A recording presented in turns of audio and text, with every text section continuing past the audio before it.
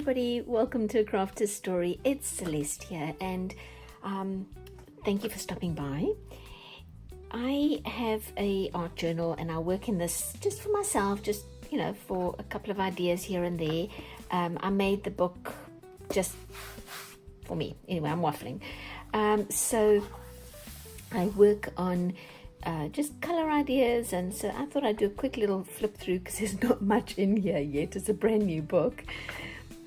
So just two designs with my alcohol ink pens, and as you can see, the paper, the alcohol ink comes right through, just almost like a ghost print on the other side.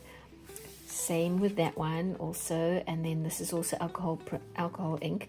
And then Martha from Martha Makes Art put out a June-July, I guess it's a prompt, not a challenge, and she said the word was golden. And so I've been wanting to do vases for a while, so I went online and I found some inspiration vases. Actually went a little bananas. I got all these printed out, so I chose two or three that I really liked and enlarged them just as inspiration. So this is a piece of paper that I glued in, and then this is my interpretation with acrylics. So Martha, my contribution to the prompt is, at least this is one of them, and it's a golden vase. Kind of makes me think of maybe Grecian, maybe Egyptian, probably more Greek and Roman, I don't know. I'm not an archaeologist or any of those fancy things.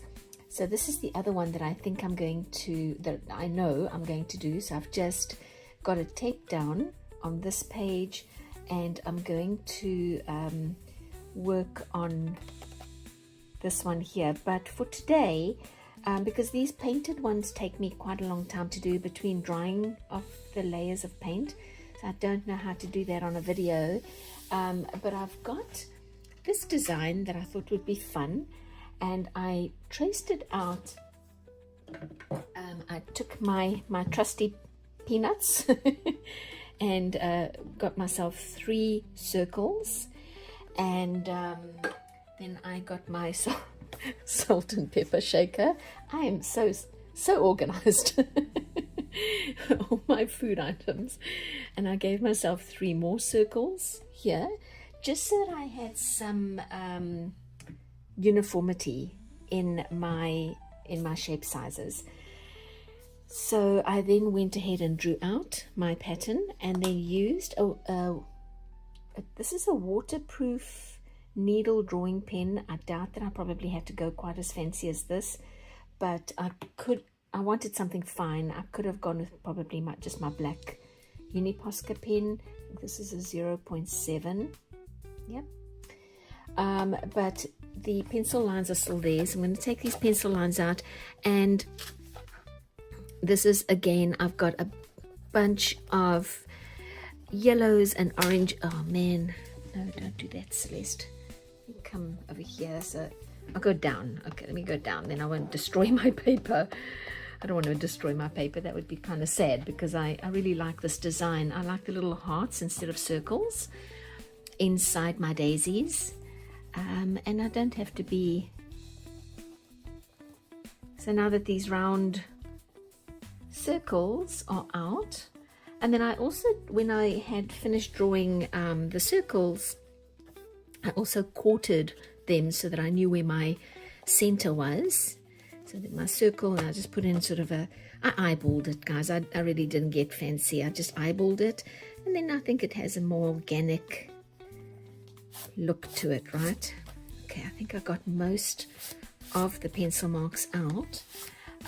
My idea was to not talk while I'm doing the coloring in, because I want to speed up the video. Otherwise, I'm going to sound like a chipmunk. So I'm going to speed up the video, and just before I do that, I will get out all the colors that I chose. These are very sort of autumn, fall colors, but I think they also go with the gold theme. And I am going to get cracking. Okay.